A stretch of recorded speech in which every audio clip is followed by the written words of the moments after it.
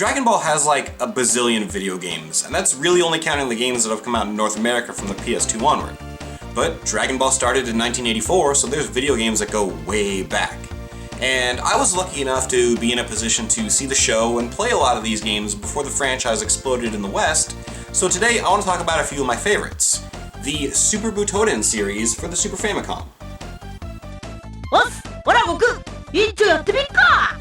Dragon Ball Z Super Butōden was developed by Tosei and published by Bandai for the Super Famicom in March 1993. It's a one-on-one fighting game, a no-brainer considering the format of Dragon Ball along with Street Fighter's massive popularity at the time. The controls are simple. You have punch, kick, key blast, and fly buttons, and the shoulder buttons dash. While the gameplay is a little sluggish, the controls are easy to get a feel for, and unlike a lot of fighting games, are easy to grasp for newcomers.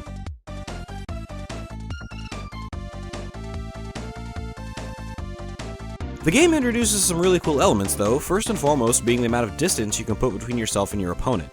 The stages are huge, and the screen will split once you get far enough away. On top of that, each stage also allows you to fly up to a second plane. The radar below the life meter shows you where you are in relation to each other, giving you plenty of room to strategize while still keeping tabs on where your opponent is. The split screen feature also allows for one of the game's defining features, cinematic ki attacks. Each character has a signature move they can perform once they've gathered enough ki, like Goku's trademark Kamehameha or Piccolo's Makanko Sappo. These do a ton of damage if not blocked or deflected, but they're easily telegraphed, so it's a nice risk versus reward system.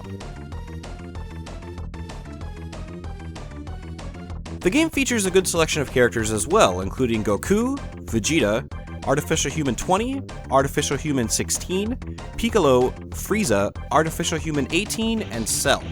By inputting a code, you can also play as Super Saiyan versions of Goku, Vegeta, Gohan, and Future Trunks, as well as Cell in his perfect form.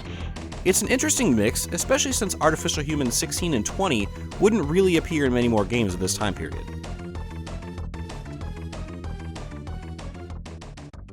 The game features a story mode that begins with Goku's fight with Piccolo at the 23rd Tenkaichi Budokai, and goes up to the fight against Perfect Cell. Additional modes include a versus mode and a Tenkaichi Budokai mode that acts as a tournament mode for up to 8 players.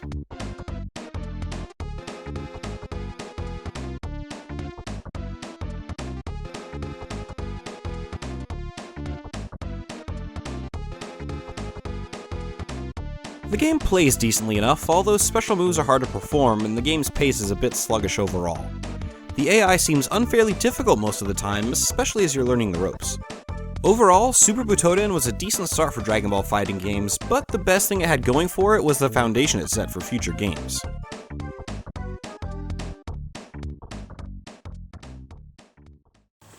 Now, these days we like to joke about games that get a sequel every year, but in 1993, fans of the original Super Butōden didn't have to wait very long, because the sequel came out 9 months later. And this wasn't just some slapdash effort to make a few more dollars. This game improved on the original in every conceivable way. And it's also got one of my favorite opening animations of all time.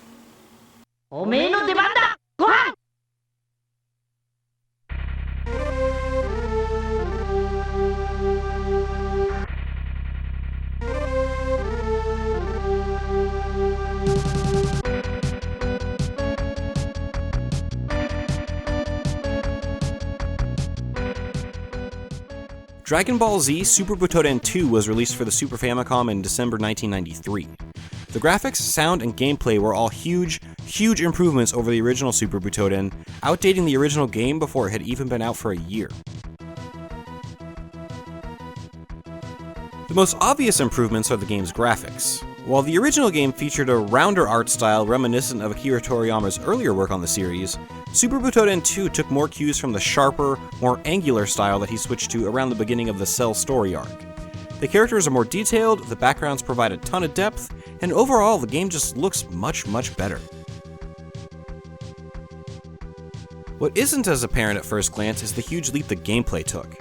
The game itself controls much better and the fighting is much faster and more fluid. You can no longer knock your opponent down by dashing into them, but special moves are easier to perform, and you feel like you have a lot more control overall.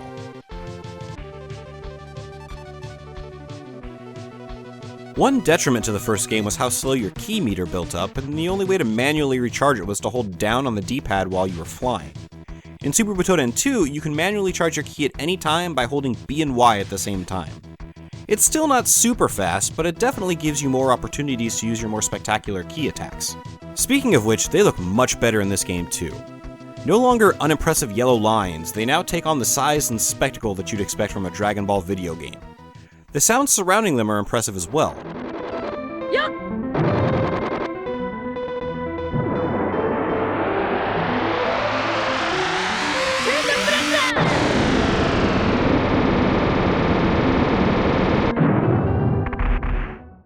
You have more options to deal with these ki attacks as well, including deflecting them or blocking them. If you're feeling tough, you can even fire a ki attack back at your opponent, resulting in a sweet tug-of-war minigame where you need to mash the A button as fast as you can in order to overpower the other fighter. I have no idea if you can do this in the first game, but I wasn't able to pull it off using the same methods, so I'm gonna assume no.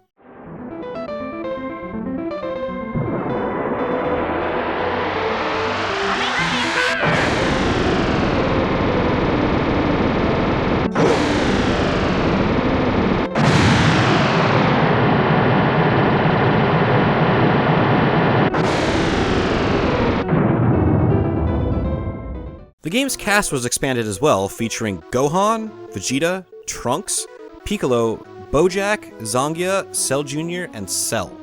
One thing of note is that Goku is not selectable, as he was dead in the storyline at the time. As a side note, remember how that awful Game Boy Advance game called Taiketsu that came out in 2003 claimed it was the first game to feature Broly? Yeah, well, Super Butōden 2 beat it to the punch 10 years earlier, as long as you put in a code. As Gohan is flying towards Kami-sama's palace in the intro, hit up, X, down, B, L, Y, R, A, and you'll hear Broly say Kakaroto's name.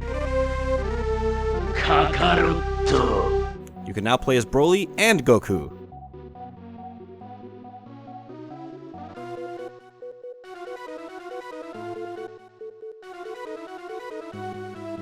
Oh yeah, Mr. Satan makes an appearance too.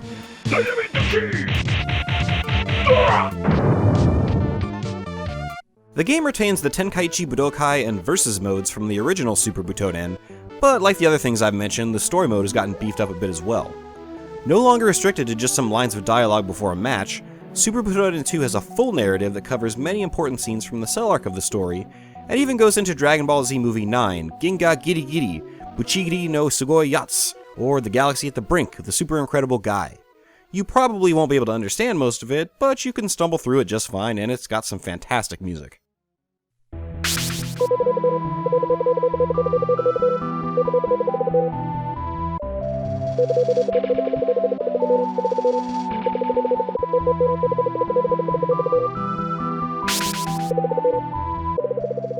Overall, Super Butōden 2 greatly improved on the original game in every conceivable way, an impressive feat considering the lightning-fast turnaround time. Of course, the series wasn't done. A third game was released late the following year, and while you would think it would again be a huge improvement on the formula, you'd only be half right.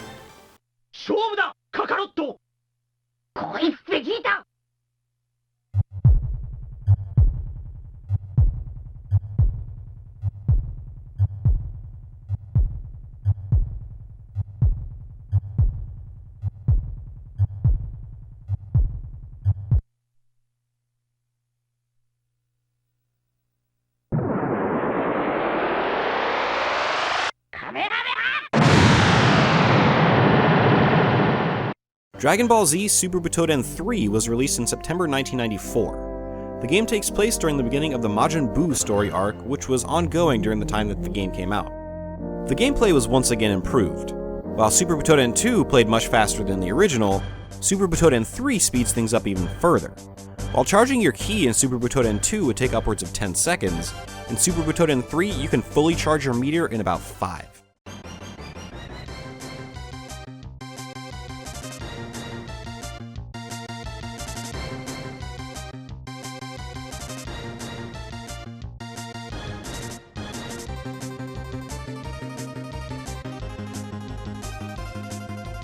You are also able to fly up or down while on the same screen as your opponent, which in the previous games required the split screen to be in effect before you could change planes. So while the game itself plays much better than the other two, the presentation is scaled back. There's no story mode, as the manga and anime were both still telling the story at the time, so you've only got Versus and Tenkaichi Budokai modes to mess around with. In addition, the roster has been a bit scaled back.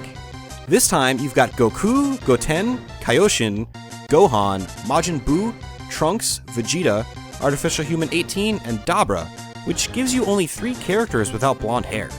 Where's Piccolo? He was active in the story at the time. By using the Broly and Goku code from Super Butōden 2, you can unlock future Trunks, which makes no sense from a story standpoint, and again just makes the roster feel watered down with Super Saiyans. I mostly play as Kaioshin just because he's different. I also like playing as number 18. More like Super Butōden, am I right? The game also has fewer stages to choose from, and most of them are just day and night cycles of the same locations, but they're really gorgeous, so I don't have too big a problem with it. One neat addition is Babidi's spaceship, which doesn't have a flying portion, so you're restricted to the ground the entire time. Overall, there's really not much to say about Super Butōden 3. It improves the gameplay pretty dramatically, but scales the rest back due to the time of its release.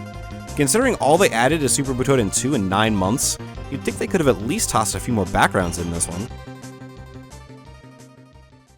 Now, what I love the most about these games is what they represent.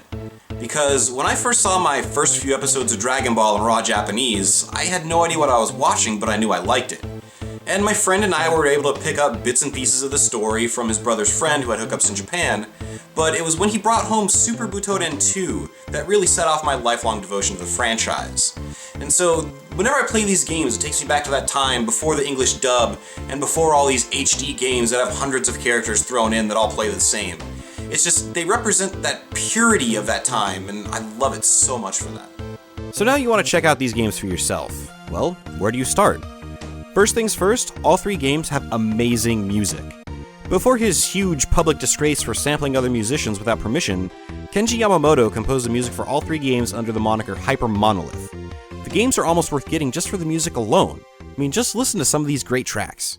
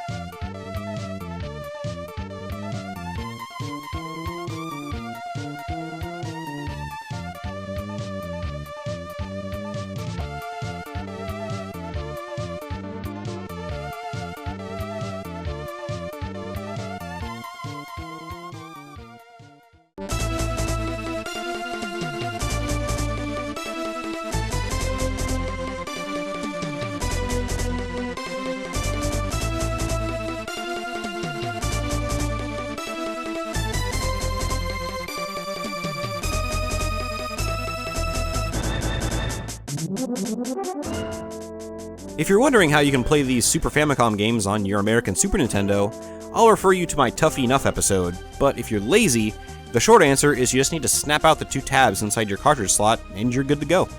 Honestly though, these games are only going to appeal to you if you like Dragon Ball. Even by the time Super Butōden 3 rolled around, they were fighters that played better, so the license is the best thing going for these games.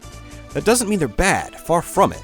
The Dragon Ball wrapping paper powers them up from decent fighters to incredibly fun fighters, provided you have any affection for Akira Toriyama's magnum opus. So, which games should you buy? If you're only going to get one, I really can't recommend just the original Super Butōden because all it really did was set up the other 2 games. So from there, it's up to you. Do you prefer the Cell arc more, or the Buu arc more? Do you want the game that plays a little bit better, or the one that has more variety? They're really not going to cost you very much, and you can get loose carts for each for about $10, or complete in box for $20 to $25. And it's really not uncommon to see all 3 of them complete in box bundled together for about $50. So there's really not a lot of monetary investment if you're a big Dragon Ball fan. And I should really probably replaced my copy of Super Butōden 2 because this is a bootleg, and I didn't know that because I bought it from a kid at school, but the fact that it had a price tag in Mexican pesos on it probably should have set off some alarms. So if you want my expert opinion, treat yourself and grab all three. They're neat collectibles, and it's actually really cool to play all three games right back to back and just see how the formula grew over time. There are other games that are loosely related to the Super Butōden series that are worth checking out, like Shin Butōden on the Saturn and Final Bout on the PlayStation, but I won't go into those right now. Honestly, if you let me, I'd talk your ear off about classic Dragon Ball games all day, and I don't really think anyone wants that. The Super Butōden series represents a very interesting time in the Dragon Ball franchise, back before it was the international hit it is today. The games are great, not only because they represent those halcyon days, but also because they're fun, enjoyable fighting games that do justice to their license. The prices have gone down a lot over the past 10 years, so now's definitely the time to go for it.